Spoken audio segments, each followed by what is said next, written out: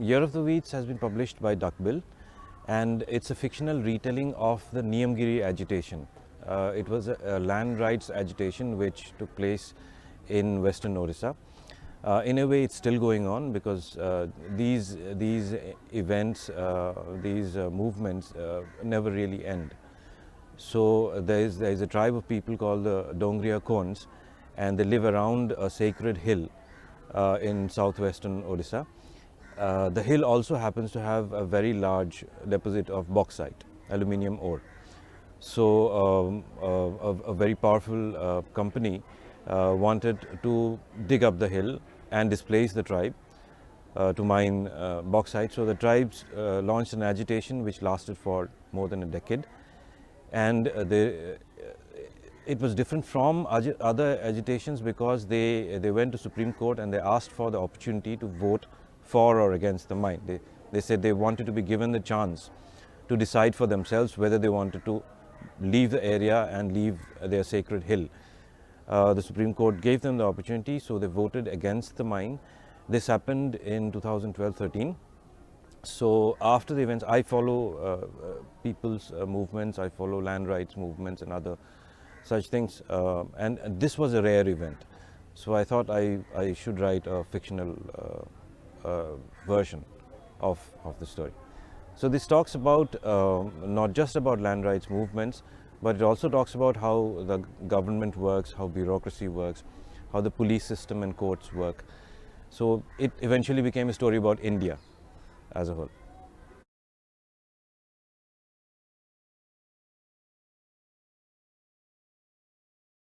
It was easy in some ways because these things actually happened. All I needed to do was explain it in a way that would work for the requirements of the novel. But it was also difficult because the Niyamgiri agitation, like other people's movements, like other land rights movements, also had a great degree of violence. So representing that violence by the state in collusion with private interests, representing that violence in an understandable manner was the most challenging part. So I have included an incident where the police lathi charges the Gond, in my story, the Gond tribes. So there is an incident of a lathi charge, but in the actual agitation, people were killed. And some people were imprisoned for a long time. Some people were involved in several cases, most of which were fake. So those had to be either simplified or in case of deaths, I decided not to go with it because I thought it would keep the story focused on the movement rather than on the violence that accompanied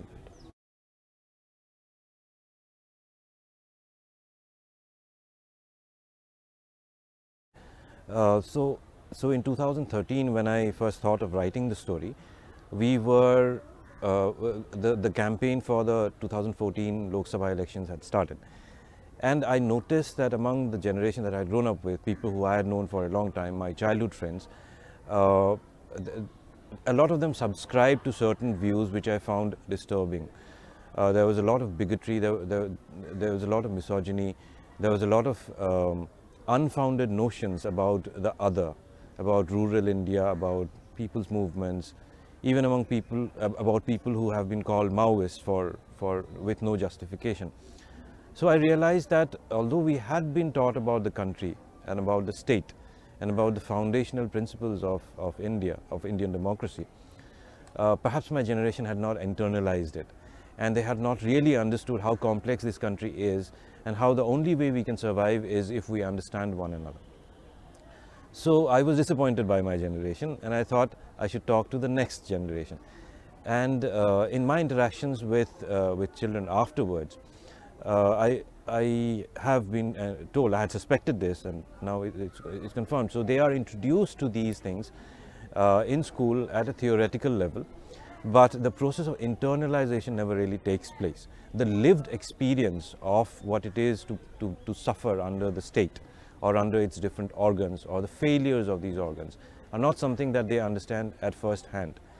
They do not get the opportunity to engage with it.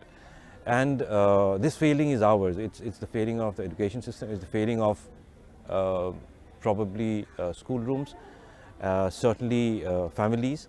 So children need to start asking questions about the other India, because there shouldn't be another India. There is just one India. It's just there are these different problems. Urban children need to understand the problems of rural India, and they need to be introduced to it. And a story like this, I thought, would be a good way of introducing them to it. Also, I figured that if after reading stories like this, after following real events like the Niyamgiri agitation, if children ask why they have not been informed of this before, that would be a good place to start, because solving problems begins by addressing doubts, by addressing questions that people have. And questions can only emerge from awareness about the complexities of India.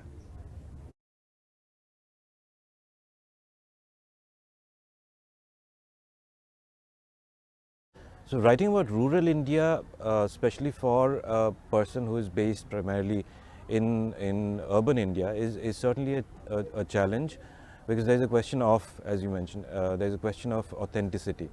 So there's only so much research that one can do.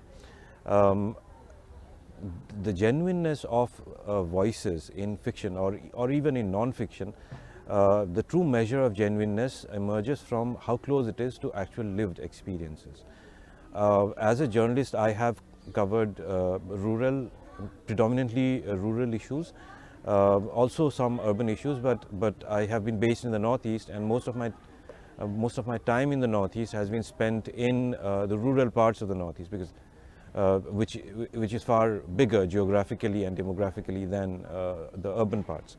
So most of what I have described here, almost everything that I have described here, is based on what I have seen on the ground, and from interacting with people who have actually experienced these things. So I'd like to believe that that approach is as authentic as it can get. As journalists, we get the opportunity of, well, not an opportunity really, it's a professional obligation to be flies on the wall and witness these things as they happen. A lot of the events which I have described are based on events which I have seen happening on the ground, that I have been witness to. So these are aspects of storytelling, but certainly authenticity of voices is a problem for urban writers, and research can only cover so much of it. I think the best way of telling stories is to try to experience it, or at least try to internalize as much of the lived experience as possible, because otherwise it will just be an exercise in theoretical research, which it's easy to do today with the internet and with other resources, but there is no substitute for the lived experience, or for fiction based on lived experiences, because that's the only genuine story that one can internalize.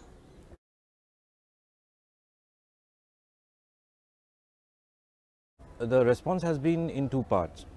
So the first part is when they hear that it's based on real events, they want to know about the real events, and they want to know about the people around who the Niyamgiri agitation took place. The second part is when I start talking about the larger systemic problems. They connect it with what they have studied in classrooms, and they have questions of their own. Yesterday, for instance, I had a free-flowing kind of discussion with them. It was supposed to be on the Constitution and Ambedkar, the founding principles of the country. Eventually became a discussion on patriarchy. So we went back about 6,000 years, covered a lot of ground.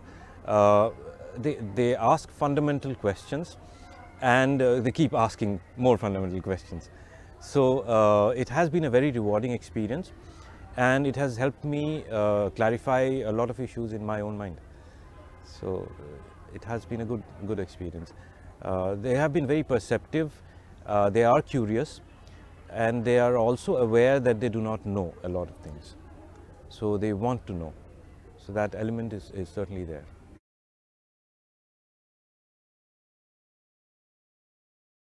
In the classroom, it could be used as an introduction to rural India and to how the state works in the hinterland.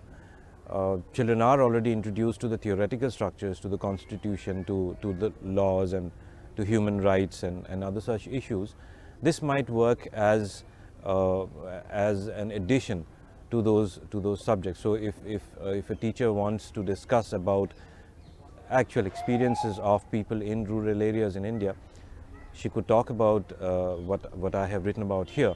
Since it is based on actual events, it could be a good introduction to such issues. At home, again, I think families need to talk more about the so-called other India. And since this is a story about the so-called other India, this could be, parents can read it, and of course it's meant for children, and then they could discuss what they feel about, what they react, what they think of the experiences of the different characters, and whether they can compare it with some other works, whether in fiction or non-fiction that they might have read. So this could lead to discussing about a lot of different issues, because a book like this sits at the center of a multitude of issues, ranging from human rights to the state. So this book could be the start of conversations, discussions and debates on a wide variety of topics in the classroom and at home.